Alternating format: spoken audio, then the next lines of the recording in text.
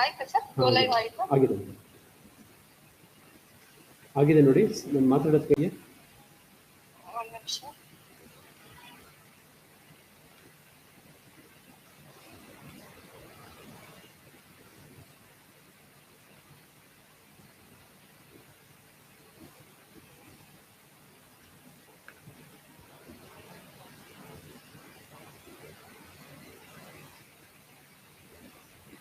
Sir live ಅಲ್ಲಿ ಇದ್ದೀರಾ?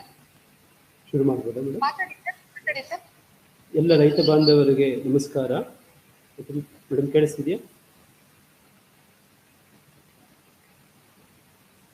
Sir you are audible. Audible ಅಲ್ವಾ? Yes sir. ಎಲ್ಲ ರೈತ ಬಾಂಧವರಿಗೆ ಶುಭ ಮುಂಜಾನೆ.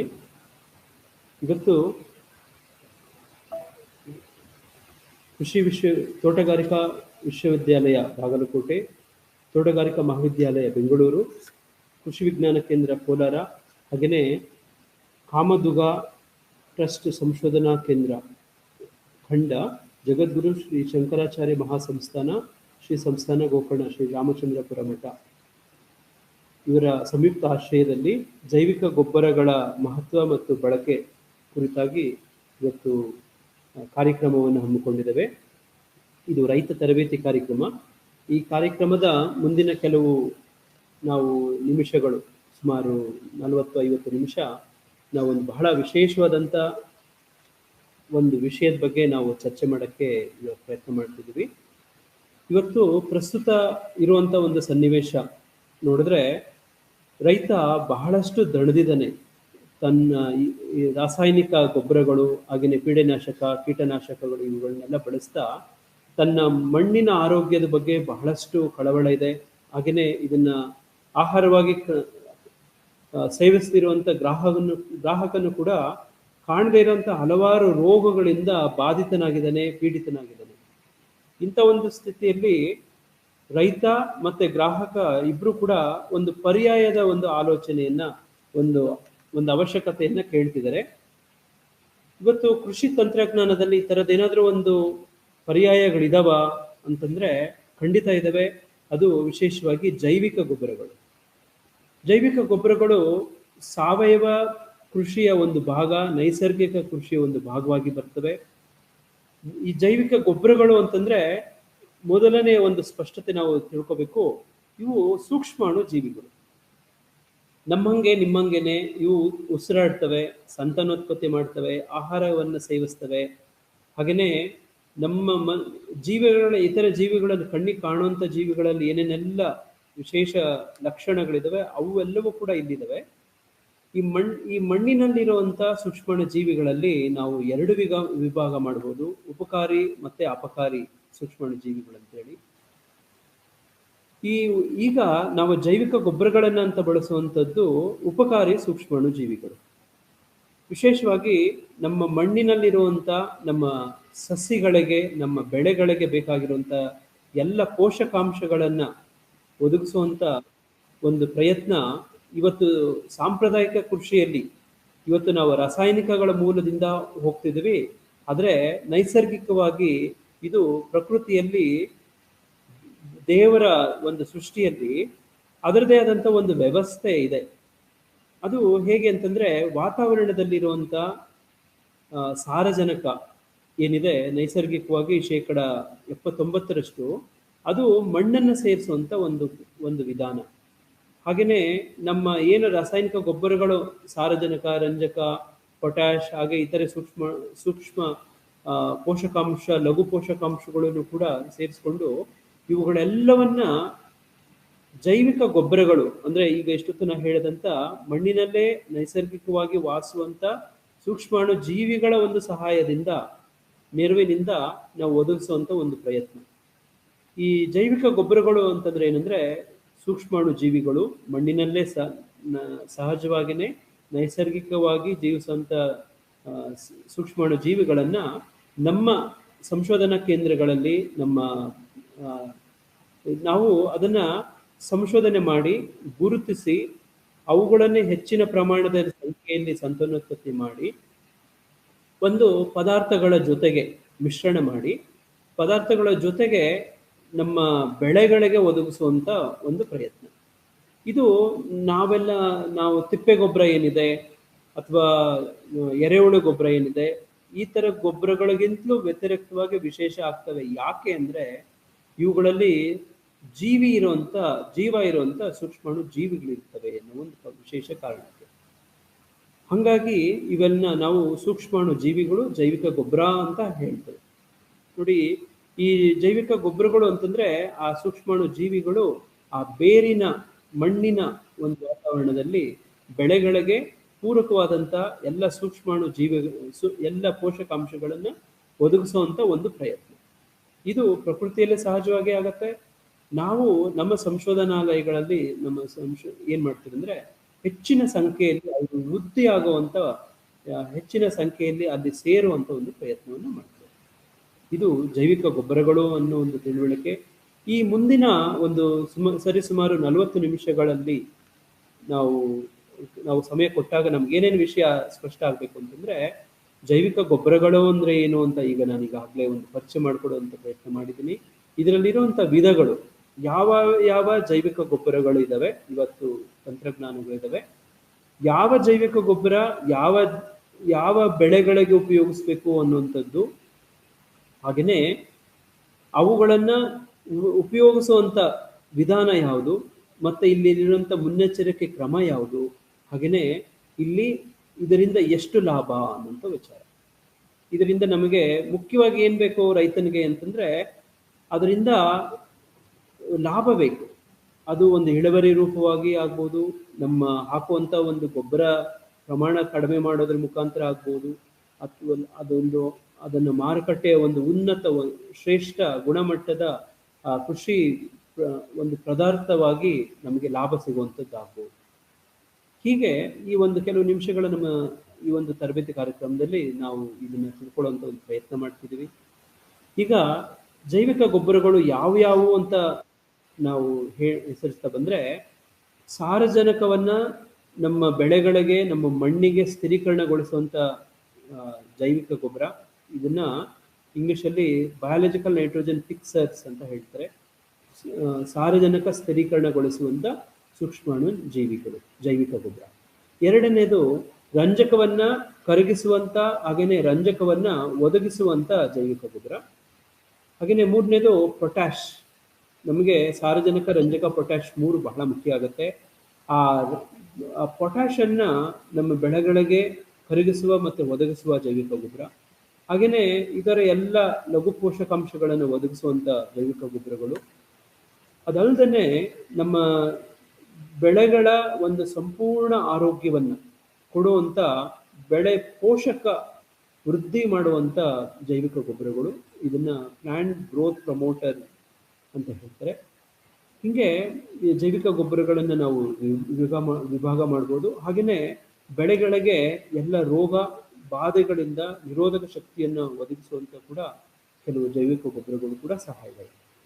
ಈಗ ಇವೆಲ್ಲವನ್ನು ಒಂದು ಪಟ್ಟಿ ಆದ್ರೆ ಯಾವ ಜೈವಿಕ ಗೊಬ್ಬರಗಳು ಈಗ ಅಂತ ನಾವು ಕೇಳಿದ ನಂತರ, ಯಾವ ಜೈವಿಕ ಗೊಬ್ಬರಗಳನ್ನ ಯಾವ ಬೆಳೆಗಳಿಗೆ ಒದಗಿಸೋದು ಅನ್ನೋದು ರೈತರು ತಿಳ್ಕೊಂಡು ಉಪಯೋಗಿಸುವಂತ ಒಂದು ಪ್ರಯತ್ನ ಮಾಡಬೇಕು.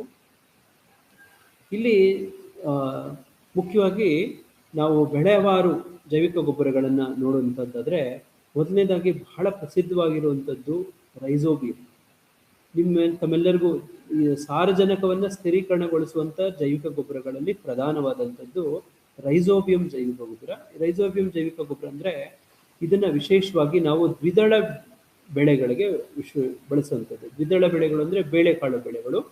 ಬೇಳೆಕಾಳು ಬೆಳೆಗಳು ಅಂತಂದ್ರೆ ನಿಮಗೆ ಉದಾಹರಣೆಗೆ ಗೊತ್ತು, ತೊಗರಿ, ಅಲಸಂದಿ, ಅವರೆ, ಹಾಗೆಯೇ ಹುರುಳಿ, ನೋಡಿ ಈ ಥರವಂಥದ್ದು ಎಲ್ಲ, ಬಟಾಣಿ ಆಗ್ಬೋದು, ಈ ಥರ ಒಂದು ಬೆಳೆಗಳನ್ನ ನಾವು ಪಟ್ಟಿ ಮಾಡ್ತಾ ಹೋಗ್ಬೋದು.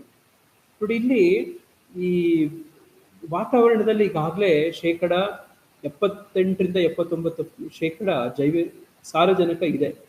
ಆದರೆ ಇದು ನಮ್ಮ ಬೆಳೆಗಳಿಗೆ ನೇರವಾಗಿ ಸಿಗೋದಿಲ್ಲ, ಬಳಕೆ ರೂಪದಲ್ಲಿಲ್ಲ. ಯಾಕೆ ಅಂತಂದ್ರೆ ಇದು ವಾತಾವರಣದಲ್ಲಿ ಒಂದು ಗಾಳಿ ರೂಪದಲ್ಲಿದೆ. ಇದನ್ನ ಮಣ್ಣಿಗೆ ತರುವಂಥದ್ದು ನಮ್ಮ ಜೈವಿಕ ಗೊಬ್ಬರಗಳು ಮಾಡ್ತವೆ.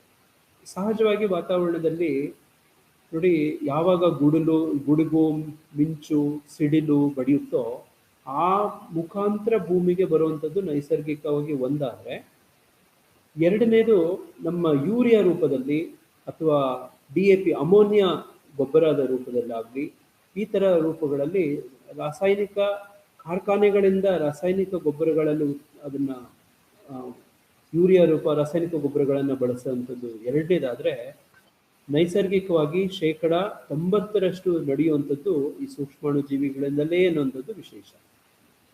ಅದರಲ್ಲಿ ನಾವು ಇಷ್ಟೊತ್ತು ಚರ್ಚೆ ಮಾಡಿದ್ದಂಥದ್ದು ರೈಸೋಬಿಯಂ. ನೀವು ಯಾವುದೇ ಒಂದು ದ್ವಿದಳ ಬೆಳೆಗಳನ್ನ ನೀವು ಬೇರ್ ಸಮೇತ ತೆಗೆದು ಆ ಬೇರುಗಳಲ್ಲಿ ನೋಡಿದಾದ್ರೆ ಒಂದು ಗಂಟಿನಾಕಾರದಂತ ಒಂದು ನಿಮಗೆ ಕಾಣುತ್ತೆ. ಅದನ್ನು ಇಂಗ್ಲಿಷ್ನಲ್ಲಿ ನಾಡ್ಯೂಲ್ಸ್ ಅಂತ ಹೇಳ್ತಾರೆ.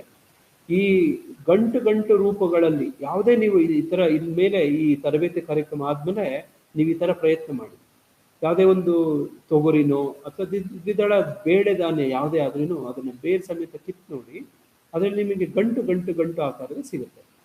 ಅದರೊಳಗಡೆ ಈ ಸೂಕ್ಷ್ಮಾಣು ಜೀವಿಗಳು ರೈಸೋಬಿಯಂ ಈ ಸಾರಜನಕವನ್ನು ಸ್ಥಿರೀಕರಣಗೊಳಿಸುವಂಥ ಒಂದು ಪ್ರಯತ್ನ ಅದರಲ್ಲಿ ಆಗ್ತಾ ಇರುತ್ತೆ.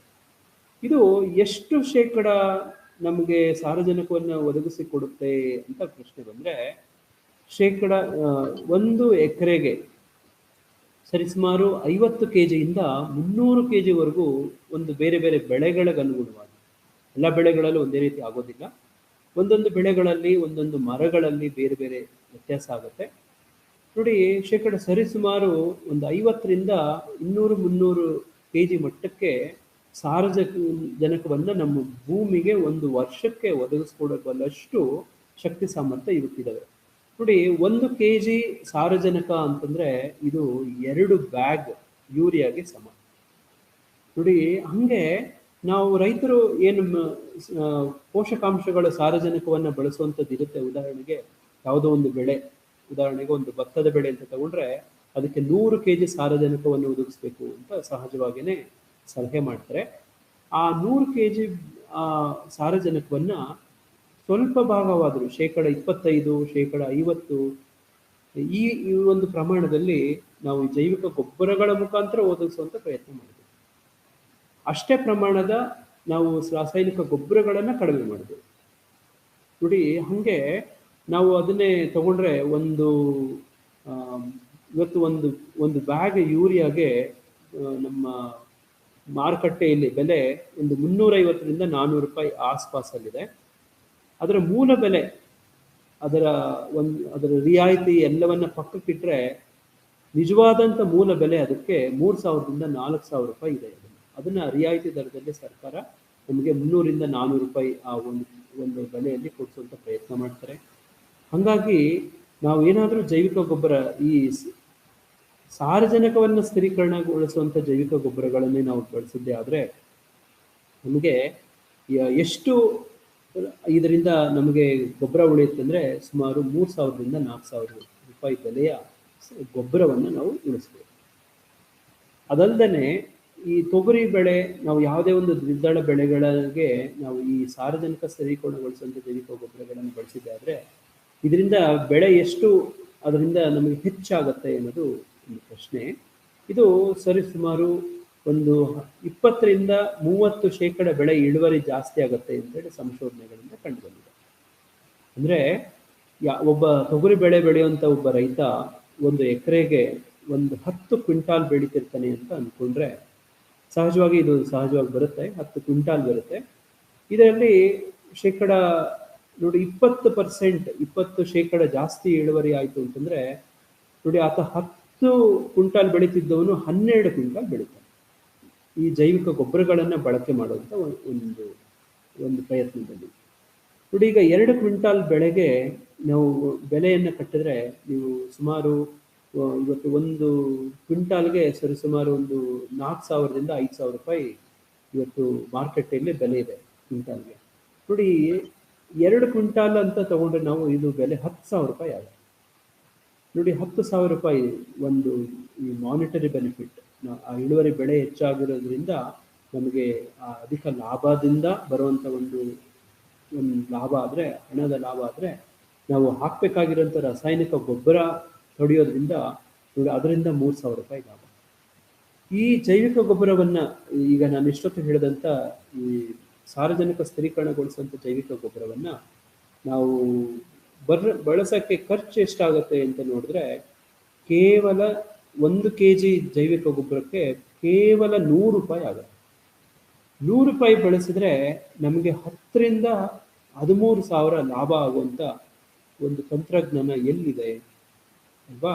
ಅದರ ಜೊತೆಗೆ ಮಣ್ಣಿನ ಆರೋಗ್ಯ, ಫಲವತ್ತತೆ ದಿನೇ ದಿನೇ ವೃದ್ಧಿ, ಹಾಗೆಯೇ ಅದನ್ನು ಆಹಾರ ಸೇವಿಸುವಂಥ ಒಬ್ಬ ಗ್ರಾಹಕನ ಆರೋಗ್ಯ, ಈ ಥರದ್ದು ಮತ್ತೆ ಇವುಗಳ ಬಳಸೋದ್ರಿಂದ ಆಗುವಂಥ ಪೀಡೆನಾಶಕ ನೋಡಿ, ಈ ಜೈವಿಕ ಬೇರೆ ಬೇರೆ ಇತರೆ ರಾಸಾಯನಿಕಗಳನ್ನು ಬಳಸುವಂಥ ರಾಸಾಯನಿಕಗಳನ್ನು ಬಳಸೋದ್ರಿಂದ ಆಗುವಂಥ ಪ್ರಕೃತಿ ಮೇಲೆ ಲಾಭಗಳನ್ನು ಕೂಡ ನಾವಿಲ್ಲಿ ಗಮನ ಇಡ್ತೇವೆ.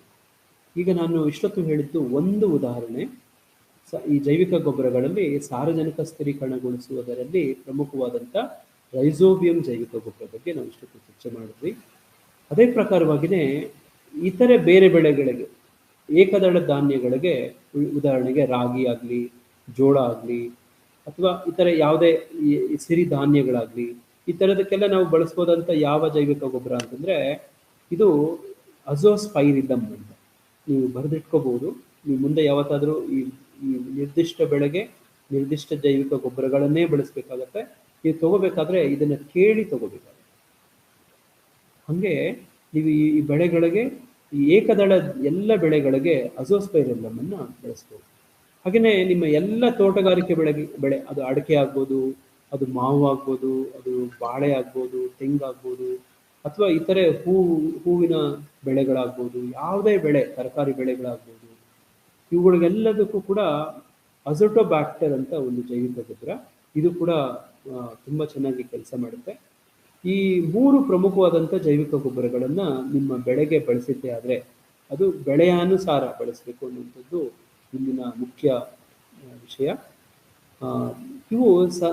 ಇವುಗಳ ಮುಖಾಂತರ ನಾನು ಇಷ್ಟೊತ್ತು ಚರ್ಚೆ ಮಾಡ್ದಂಗೆ ಒಂದು ಬೆಳೆಗೆ ಉದಾಹರಣೆ ಕೊಟ್ಟಂಗೆ ನಾವು ಸಾರಜನಕವನ್ನು ಈ ಜೈವಿಕ ಗೊಬ್ಬರಗಳ ಮುಖಾಂತರ ಒದಗಿಸುವಂಥ ಒಂದು ಪ್ರಯತ್ನ, ಹಾಗೆಯೇ ನಮ್ಮ ಬೆಳೆಗಳ ಇಳುವರಿಯನ್ನು ಹೆಚ್ಚು ಮಾಡುವಂಥ ಪ್ರಯತ್ನ, ಹಾಗೆಯೇ ಅವುಗಳ ರೋಗಗಳನ್ನು, ಇತರೆ ಬಾಧೆಗಳನ್ನು ತಡ್ಕೊಳ್ಳುವಂಥ ಒಂದು ವಿಶೇಷ ಗುಣಗಳನ್ನು ಕೂಡ ನಾವಿಲ್ಲಿ ಕಾಣ್ಬೋದು.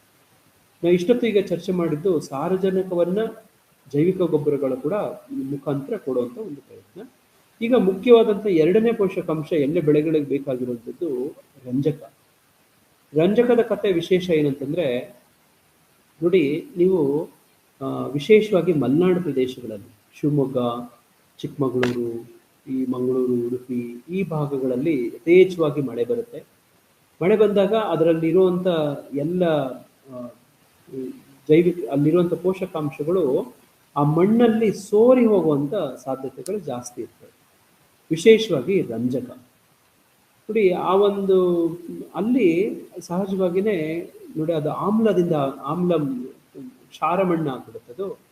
ನೋಡಿ, ಅಂಥ ಒಂದು ಮಣ್ಣಿಗೆ ನೀವು ಎಷ್ಟೇ ರಂಜಕ ಗೊಬ್ಬರ ನೀವು ರಾಸಾಯನಿಕ ಗೊಬ್ಬರ ಹಾಕ್ರಿ, ಅದು ಹಿಡಿದಿಟ್ಕೊಳ್ಳೋಂಥ ಒಂದು ಗುಣ ಅದರಲ್ಲಿ ಬಂದ್ಬಿಡುತ್ತೆ, ಬೆಳೆಗಳಿಗೆ ಸಿಗೋದಿಲ್ಲ. ಉದಾಹರಣೆಗೆ ನೀವು 100 kg ನೀವೇನಾದರೂ ರಂಜಕ ಗೊಬ್ಬರ ಹಾಕಿದ್ರೆ, ಸಿಂಗಲ್ ಸೂಪರ್ ಫಾಸ್ಫೇಟ್ ಅಥವಾ DAP ಈ ಥರ ಏನಾದರೂ ಹಾಕಿದ್ರೆ ಅದರ 70% 80% ರಂಜಕ ಬೆಳೆಗಳಿಗೆ ಸಿಗೋದಿಲ್ಲ. ಬೆಳೆಗಳಿಗೆ ಸಿಗದೇ ಇರುವಂಥ ರೂಪಕ್ಕೆ ಬದಲಾಗ್ಬಿಡುತ್ತೆ. ಹಾಗಾಗಿ ನಾವೀಗ ಏನು ಮಾಡಬೇಕು, ಜೈವಿಕ ಗೊಬ್ಬರಗಳ ಒಂದು ಸಹಾಯದಿಂದ ಅದನ್ನು ಕರಗಿಸುವಂಥ ಪ್ರಯತ್ನ ಮಾಡಬೇಕು. ರಂಜಕವನ್ನು ಕರಗಿಸುವ ಜೈವಿಕ ಗೊಬ್ಬರಗಳು. ಈಗ ನಾವೇನು 80% ಹಿಡಿದು ಇಟ್ಕೊಂಡಿರುತ್ತೋ ಅದನ್ನು ತನ್ನದೇ ಆದಂಥ ಒಂದು ರೀತಿಯಲ್ಲಿ ಅದು ಬೆಳೆಗಳಿಗೆ ಕರಗಿಸಿ ಆ ಬೆಳೆಗಳಿಗೆ ಒದಗಿಸುವಂಥ ಪ್ರಯತ್ನ ಆಗುತ್ತೆ. ಇದು ನೀವು ಕೇಳ್ಬೋದು, ರಂಜಕ ಕರಗಿಸುವ ಜೈವಿಕ ಗೊಬ್ಬರ ಅಂತೇಳಿ ನೀವು ಯಾವುದೇ ಮಾರ್ಕೆಟಲ್ಲಿ P solubilising bacteria, P solubilising micro organisms ಅಂತ ಕೇಳಿದ್ರೆ ಕೊಡ್ತಾರೆ. ನೋಡಿ, ಅದಕ್ಕೆ ಇರುವಂಥ ಕೆಲವೊಂದು ಬ್ಯಾಕ್ಟೀರಿಯಾಗಳಿದ್ದಾವೆ, ಅದೆಲ್ಲ ಹೆಸರು ಅಷ್ಟೊಂದೇನು ನಮಗೆ ಪ್ರಾಮುಖ್ಯ ಆಗೋದಿಲ್ಲ. ಬ್ಯಾಸಿಲಸ್ ಮೆಗಾಥೀರಿಯಂ ಅಂತ, ಸೂಡೋಮೋನಾಸ್ ಸ್ಟ್ರೈಯೇಟಾ ಅಂತ ಇದ್ದಾವೆ. ನೀವು ರಂಜಕ ಕರಗಿಸುವ ಜೈವಿಕ ಗೊಬ್ಬರ ಅಂತ ಕೇಳಿದ್ರೆ ನಿಮಗೆ ಮಾರುಕಟ್ಟೆಯಲ್ಲಿ ಅಥವಾ ಯಾವುದೇ ಕೃಷಿ ವಿಶ್ವವಿದ್ಯಾಲಯ ಅಥವಾ ಕೃಷಿ ಮಹಾವಿದ್ಯಾಲಯ, ತೋಟಗಾರಿಕಾ ವಿಶ್ವವಿದ್ಯಾಲಯ, ಮಹಾವಿದ್ಯಾಲಯ ಅಥವಾ ಕೃಷಿ ವಿಜ್ಞಾನ ಕೇಂದ್ರಗಳು, ರೈತ ಸಂಪರ್ಕ ಕೇಂದ್ರ, ಇವುಗಳಲ್ಲೆಲ್ಲ ನೀವು ಈ ಥರ ಕೇಳಿದ್ರೆ ನಿಮಗೆ ಸಿಗುತ್ತೆ. ಹಾಗೆಯೇ ರಂಜಕವನ್ನು ಕರಗಿಸುವಂಥದ್ದು ಒಂದು ಅವಶ್ಯಕತೆ ಈ ರೀತಿಯಾಗಿದ್ದರೆ ಆ, ರಂಜಕವನ್ನು ಒದಗಿಸುವಂಥ ಜೈವಿಕ ಗೊಬ್ಬರಗಳು ಕೂಡ ಅವಶ್ಯಕತೆ ಇದೆ. ಯಾಕೆ ಅಂತಂದರೆ ರಂಜಕ ಬೇಗ ಬೇಗ ಅದು ಬೆಳೆಗಳ ಹೀರ್ಕೊಳ್ಳೋಕ್ಕೆ ಅದು ಬೆಳೆಗಳಿಗೆ ಕಷ್ಟ, ಆ ರೀತಿಯಾದಂಥ ಒಂದು ರೂಪದಲ್ಲಿರುತ್ತೆ. ಹಾಗಾಗಿ ಮೈಕೋರೈಸಾ ಅನ್ನೋಂಥ ಒಂದು ಜೈವಿಕ ಗೊಬ್ಬರ ಬಹಳ ಚೆನ್ನಾಗಿ ಆ ಮಣ್ಣಿನಲ್ಲಿರುವಂಥ ರಂಜಕವನ್ನು ಜೊತೆಗೆ ಎಲ್ಲ ಲಘು ಪೋಷಕಾಂಶಗಳನ್ನು ಬೆಳೆಗಳಿಗೆ ಒದಗಿಸುವಂಥ ಒಂದು ಕೆಲಸವನ್ನು ಈ ಮೈಕೋರೈಸಾ ಅನ್ನೋ ಜೈವಿಕ ಗೊಬ್ಬರ ಮಾಡುತ್ತೆ. ಅದಲ್ಲದೆ ಇಲ್ಲಿ ನಮ್ಮ ಬೆಳೆಗಳಿಗೆ ಏನಾದರೂ ಈ ಕ್ಷಾಮ ಬಾಧೆ ಆದರೆ, ಸರಿಯಾಗಿ ಮಳೆ ಬರದೇ ಇದ್ದರೆ ಅಥವಾ ಸರಿಯಾದ ಸಮಯಕ್ಕೆ ನೀರನ್ನು ಒಂದು ಒದಗಿಸೋಕ್ಕಾಗದೇ ಇದ್ದರೆ, ಈ ಥರದ್ದು ಯಾವಾಗ ಒಂದು ಜಲಬಾಧೆ ಆಗುತ್ತೋ ಆಗ ಸ್ವಲ್ಪ ತಡ್ಕೊಳ್ಳೋವಂಥ ಶಕ್ತಿ ಈ ಮೈಕೋರೈಸಾ ಅನ್ನುವಂಥ ಜೈವಿಕ ಗೊಬ್ಬರ ಕೊಡುತ್ತೆ. ಹಾಗೆಯೇ ಲಘು ಪೋಷಕಾಂಶಗಳು ರಂಜಕವನ್ನು ಎಲ್ಲ ಒದಗಿಸೋದ್ರ ಜೊತೆಗೆ ಬೆಳೆಗಳನ್ನು ಶೀಘ್ರ ಬೆಳೆಯೋದಕ್ಕೆ ಪ್ರಚೋದನಕಾರಿ ಆಗಿ ಕೂಡ ಕೆಲಸ ಮಾಡುತ್ತೆ. ಹಾಗಾಗಿ ಇದು ಅದಲ್ಲದೆ ರೋಗಗಳನ್ನು, ವಿಶೇಷವಾಗಿ ಮಣ್ಣಿನಿಂದ ಬರುವಂಥ ಒಂದು ಶಿಲೀಂಧ್ರಗಳು ವಿಶೇಷವಾಗಿ, ಮತ್ತು ಎಲ್ಲನೂ ಮಣ್ಣಿಂದ ಬರುವಂಥ ಎಲ್ಲ ಈ ರೋಗಗಳನ್ನು ತಡ್ಕೊಳ್ಳುವಂಥ ಒಂದು ಶಕ್ತಿ ಈ ಮೈಕೋರೈಸಾ ಕೊಡುತ್ತೆ.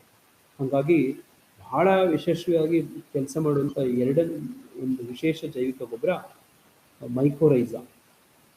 ಈಗ ಮೂರನೇದು ಪೊಟ್ಯಾಶ್ ಅಂತ. ಪೊಟ್ಯಾಶ್ ಬಹಳ 3 ಪೋಷಕಾಂಶಗಳು, ರಂಜಕ, ಸಾರಜನಕ, ಪೊಟ್ಯಾಶ್ 3 ಬಹಳ ಮುಖ್ಯ. ಇದೇ ಪ್ರಕಾರವಾಗಿಯೇ ರಂಜಕವನ್ನು ನಮ್ಮ ಮಣ್ಣಲ್ಲಿ ಇರುವಂಥದ್ದು ಅಥವಾ ನಾವು ಹಾಕಿರುವಂಥ ರಂಜಕವನ್ನು ಬೆಳೆಗಳಿಗೆ ನಮಗೆ ಒದಗಿಸುವಂಥ ಪ್ರಯತ್ನ ಕೂಡ ನಿಮಗೆ ಸಿಗುತ್ತೆ. ಇದು ನಮ್ಮ ಜಿಕೆವಿಕೆಯಲ್ಲಿ ರಂಜಕ ಪೊಟ್ಯಾಶ್ ಕರಗಿಸುವ ಜೈವಿಕ ಗೊಬ್ಬರ ಅಂತ ಕೇಳಿದ್ರೆ ಕೂಡ ನಿಮಗೆ ಕೂಡ ಸಿಗುತ್ತೆ. ನೀವು ಪೋಸ್ಟಲ್ ಕೂಡ ನೀವು ಬೇಕಾದರೆ ತರಿಸ್ಕೋಬೋದು, ಅಂಚೆ ಮುಖಾಂತರ ಕೂಡ ನೀವು ತರಿಸೋಕ್ಕೆ ಪ್ರಯತ್ನ ಮಾಡ್ಕೋಬೋದು. ಹಾಗೆಯೇ ಮೂರನೇ ಇನ್ನೊಂದು ವಿಶೇಷ ಜೈವಿಕ ಗೊಬ್ಬರ ಅಂತಂದರೆ ಬೆಳೆಗಳನ್ನು ಬೆಳವಣಿಗೆಯಲ್ಲಿ ಪ್ರಚೋದಕಗಳಾಗಿ ಕೆಲಸ ಮಾಡುವಂಥ ಜೈವಿಕ ಗೊಬ್ಬರಗಳು. ಇದು ವಿಶೇಷವಾಗಿ ಇವತ್ತು ಬಹಳ ಪ್ರಸಿದ್ಧಿ ಆಗ್ತಿದ್ದಾವೆ. ಈ ವಿಶೇಷವಾಗಿ ತಮ್ಮೆಲ್ಲರಿಗೂ ಕೇಳಿರುವಂಥ ಕೆಲವು ಇದ್ದಾವೆ, ಸೂಡೋಮೋನಾಸ್ ಫ್ಲೋರೆಸೆನ್ಸ್ ಮತ್ತು ಟ್ರೈಕೋಡರ್ಮಾ ಅಂತೇಳಿ. ಇವುಗಳು ಏನು ಮಾಡ್ತವೆ ವಿಶೇಷವಾಗಿ ಅಂತಂದರೆ ಬೆಳೆಗಳ ಪೋಷಕಕ್ಕೆ ವೃದ್ಧಿ ಮಾಡುವಂಥ ಕೆಲವು ಪೋಷಕಾಂಶಗಳನ್ನು ನಾವು ಅವು ಒದಗಿಸ್ತವೆ ಬೆಳೆಗಳ ಬೇರಿನ ಮಟ್ಟದಲ್ಲಿ, ಹಾಗೆಯೇ ಸಸಿಗಳ ಬೇರೆ ಇತರೆ ಭಾಗಗಳಲ್ಲೂ ಕೂಡ. ಆ ಪ್ರಕಾರವಾಗಿ ಅವು ನಾವು ಉದಾಹರಣೆಗೆ ನಾವು ಮಕ್ಕಳಿಗೆ ಹಾರ್ಲಿಕ್ಸ್, ಬೋರ್ನ್ವಿಟಾ, ಕಾಂಪ್ಲಾನ್ ಈ ಥರದ್ದೆಲ್ಲನೂ ಕೊಡ್ತೀವಿ. ಯಾಕೆ ಅಂತಂದರೆ ಬೆಳೀತಿರುವಂಥ ಮಗು ಇನ್ನೂ ಚೆನ್ನಾಗಿ ಬೆಳೀಲಿ, ಇನ್ನೂ ದಷ್ಟಪುಷ್ಟವಾಗಿ ಆರೋಗ್ಯಪೂರ್ಣವಾಗಿ ರೋಗ ನಿರೋಧಕ ಶಕ್ತಿಯನ್ನು ಪಡ್ಕೊಂಡು. ನೋಡಿ, ಹಾರ್ಲಿಕ್ಸ್ ಅಡ್ವರ್ಟೈಸ್ಮೆಂಟ್ ಎಲ್ಲ ಹೇಳ್ತಾರಲ್ವಾ, ಶಾರ್ಪರ್, ಟಾಲರ್, ಸ್ಮಾರ್ಟರ್ ಅಂತ ಹೇಳ್ತಾರಲ್ವ, ಅದೇ ಥರ ನಮ್ಮ ಬೆಳೆಗಳಿಗೂ ಕೂಡ ಒಳಗಿಂದನೇ ಗಟ್ಟಿ ಮಾಡುವಂಥ ಒಂದು ಪ್ರಯತ್ನ.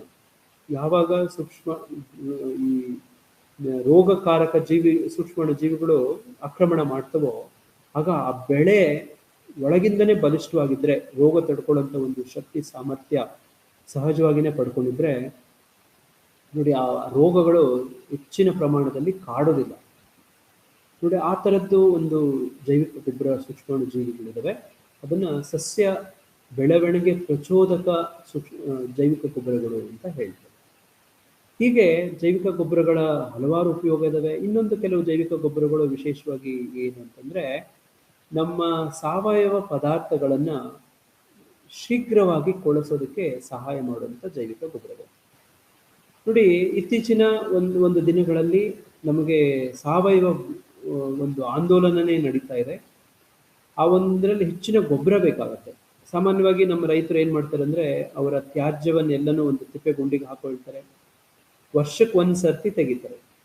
ನೋಡಿ, ಅದನ್ನು ಹೊಲ ತೋಟಕ್ಕೆ ಹಾಕ್ತಾರೆ. ಇದು ಇವತ್ತಿನ ಒಂದು ಕೃಷಿಗೆ ಸಾಕಾಗೋದಿಲ್ಲ. ಇವತ್ತೇನು ಉದ್ಯಮ ಕೃಷಿ ಅಂತ ಹೇಳಿ ನಾವು ರೈತರು ವರ್ಷಕ್ಕೆ 2-3 ಬೆಳೆ ತೆಗೆಯುವಂಥ ಒಂದು ಪ್ರಯತ್ನ ಮಾಡ್ತಾರೆ, ಅದಕ್ಕೆ ಇಷ್ಟು ಪ್ರಮಾಣದ ಸಾಕಾಗೋದಿಲ್ಲ. ಹಾಗಾಗಿ ಹೆಚ್ಚಿನ ಪ್ರಮಾಣದಲ್ಲಿ ಸಾವಯವ ಗೊಬ್ಬರ ಬೇಕು. ಅದಕ್ಕೆ ಈ ಜೈವಿಕ ಗೊಬ್ಬರಗಳನ್ನು ಈ ಸಾವಯವ ಪದಾರ್ಥಗಳಿಗೆ ಉಪಚಾರ ಮಾಡಿದರೆ ಈ ಸಾವಯವ ಪದಾರ್ಥಗಳನ್ನು ಶೀಘ್ರವಾಗಿ ಕಳಸಿ ಅವುಗಳ ಒಂದು ಪೋಷಕಯುಕ್ತವಾದಂಥ ಒಂದು ಸಾವಯವ ಗೊಬ್ಬರಗಳಾಗಿ ಮಾಡುವಂಥ ಒಂದು ಪ್ರಯತ್ನಗಳು ಕೂಡ ಇವತ್ತು ಜೈವಿಕ ಗೊಬ್ಬರಗಳ ಮುಖಾಂತರ ಪಡ್ಕೋಬಹುದು. ನೋಡಿ, ಅದಕ್ಕೂ ಕೂಡ ನಮ್ಮ ಜೈವಿಕ ಗೊಬ್ಬರಗಳು ನಮಗೆ ಸಹಾಯವಾಗಿದ್ದಾವೆ. ಇಷ್ಟೆಲ್ಲ ಈಗ ನಾವು ಇಷ್ಟೊತ್ತು ತಿಳ್ಕೊಂಡಿದ್ದು ಏನು ಅಂತಂದ್ರೆ ಜೈವಿಕ ಗೊಬ್ಬರಗಳು ಅಂದ್ರೆ ಏನು, ಯಾವ ಯಾವ ಜೈವಿಕ ಗೊಬ್ಬರಗಳಿದಾವೆ, ಯಾವ ಬೆಳೆಗೆ ಯಾವ ಜೈವಿಕ ಗೊಬ್ಬರಗಳನ್ನ ಬಳಸಬೇಕು, ಹಾಗೆಯೇ ಇದರ ಬಳಸೋದ್ರಿಂದ ಏನು ಲಾಭ, ಎಷ್ಟು ಲಾಭ, ಹೇಗೆ ಲಾಭ ಅನ್ನೋ ಒಂದು ವಿಷಯವನ್ನು ಅದು ಇಷ್ಟೊತ್ತು ನಾವು ತಿಳ್ಕೊಳ್ಳುವಂಥ ಪ್ರಯತ್ನ ಮಾಡಿದ್ವಿ. ಈಗ ಇಷ್ಟೆಲ್ಲ ನಮಗೆ ಲಾಭ ಆಗಬೇಕು ಅಂತಂದ್ರೆ ಬಹಳ ಮುಖ್ಯವಾದಂಥ ಅಂಶ ಏನಂತಂದ್ರೆ ಅವುಗಳನ್ನು ಹೇಗೆ ಬಳಸಬೇಕು ಅಂತ, ಹಾಗೆಯೇ ಇದರಲ್ಲಿ ಇರುವಂಥ ಕೆಲವು ಮುನ್ನೆಚ್ಚರಿಕೆ ಕ್ರಮಗಳನ್ನು ನಾವು ಯಾವ ರೀತಿ ವಹಿಸಬೇಕು ಅನ್ನೋಂಥದ್ದು ಕೂಡ ನೋಡಿ. ಆ ಒಂದು ಪ್ರಯತ್ನದಲ್ಲಿ ಈ ಜೈವಿಕ ಗೊಬ್ಬರಗಳನ್ನು ಬಳಸುವಂಥ ವಿಧಾನಗಳು ಬಹಳ ಮುಖ್ಯ. ಸರಿಯಾದ ರೀತಿಯಲ್ಲಿ ಬೆಳೆಸಿದ್ರೆ ನಮಗೂ ಇವು ಸರಿಯಾದ ರೀತಿಯಲ್ಲಿ ಕೆಲಸ ಮಾಡ್ಕೊಳ್ತವೆ, ಬಹಳ ಸರಳವಾಗಿ ಅರ್ಥ ಮಾಡ್ತೀವಿ. ಈಗ ರೈತ ನೋಡಿ, ಈಗ ಮುಂಗಾರು ಶುರುವಾಗಿದೆ, ಮುಂಗಾರು ನಾವು ಈಗ ಮಧ್ಯದಲ್ಲಿದ್ದೀವಿ, ರೈತರು ಬಿತ್ತನೆಗಳೆಲ್ಲ ಮಾಡಿದ್ದಾರೆ, ಇನ್ನೊಂದು ಮಾಡುವಂಥ ರೈತರು ಕೂಡ ಆಗ್ತಿದ್ದಾರೆ ನೋಡಿ. ಈ ಒಂದು ರೀತಿ ಒಂದು ಯಾರು ಬಿತ್ತನೆ ಮಾಡುವಂಥ ಒಬ್ಬ ರೈತ ಆ ಬಿತ್ತನೆ ಬೀಜಕ್ಕೆ ಉಪಚಾರ ಮಾಡುವಂಥದ್ದು. ಬಿತ್ತನೆ ಹಂತದಲ್ಲಿ ಯಾವ ಯಾವ ಬೆಳೆಗಳಿಗೆ ಬಿತ್ತನೆ ಬೀಜದ ಮುಖಾಂತರ ಆತ ಬಿತ್ತನೆ ಮಾಡ್ತಾನೋ ಅವೆಲ್ಲ ಬೆಳೆಗಳಿಗೆ, ಉದಾಹರಣೆಗೆ ರಾಗಿ ಆಗ್ಬೋದು, ತೊಗರಿ ಆಗ್ಬೋದು, ಈ ಬೆಳೆಗಳಿಗೆ ಆ ಬೀಜ ಉಪಚಾರ ಮಾಡುವಂಥದ್ದು. ಈ ಬೀಜ ಉಪಚಾರ ಮಾಡುವಂಥ ಕ್ರಮ ಹೇಗೆ ಅಂತಂದ್ರೆ ನೋಡಿ, ನಮ್ಮ ಇಲ್ಲಿ ಬೀಜ ಇದೆ, ಇನ್ನೊಂದು ಕಡೆ ಜೈವಿಕ ಗೊಬ್ಬರ ಇದೆ. ಇವೆರಡನ್ನ ಈಗ ಕೂಡಿಸ್ಬೇಕು. ಆ ಕೂಡಿಸ್ಬೇಕು ಅಂದ್ರೆ ನಮ್ಗೆ ಏನ್ ಬೇಕು ಅಂತಂದ್ರೆ ಇವುಗಳಿಗೆ ಅಂಟು ದ್ರಾವಣ ಬೇಕು.